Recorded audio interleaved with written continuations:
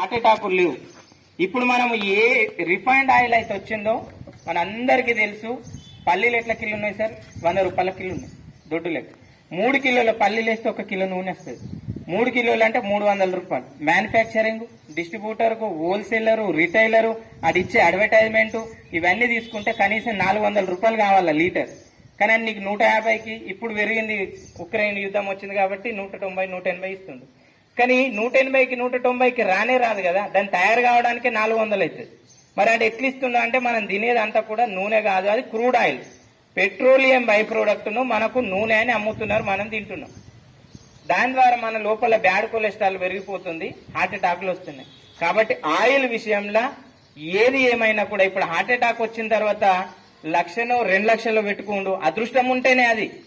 అదృష్టం లేకపోతే ఇంట్లోనే చచ్చిపోతున్నాం. హార్ట్ అటాక్ వచ్చిన దాంట్లో ఒక 10% మాత్రమే హాస్పిటల్కి వెళ్ళి అది తొందరగా వైద్యం అందితే బతుకుతాడు.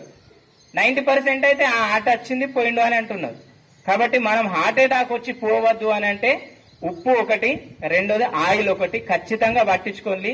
నిజానికి మా గురువు చెప్పేది ఏంటంటే ఆయిల్ లేకుండా వండుకోవాలంటాడు. మనం ఆయిల్ ఉప్పు తిన్నోళ్ళం కాబట్టి అంత కాదు, కొంచెం మంచి నూనె వాడండి, పట్టించుకొని వాడండి, కానీ తక్కువ వాడండి. 4 చెంచాలు వేసేది ఆయిల్ వల్ల మనకు పెద్ద ఒరిగేది ఏముండదు.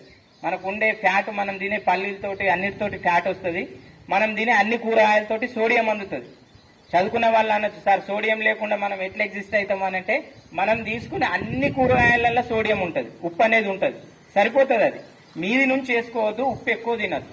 తర్వాత ఆయిల్ కూడా అవసరం లేదు సార్. ఎంత తక్కువ ఆయిల్ కంటెంట్ ఉంటే మనకు అంత ఆరోగ్యం ఉంటుంది. ఈ రెండింటితోటి మీరు హార్ట్ అటాక్ నుంచి దూరంగా ఉండొచ్చు. ఒకటేంది అల్లం ఎల్లిగడ్డ ఎక్కువ తినండి, ఆయిల్ మంచిది వాడండి, తక్కువ వాడిపియండి. ఇంటికాడ కూడా చెప్పండి. మీరు ఆయిల్ పోసి మమ్మల్ని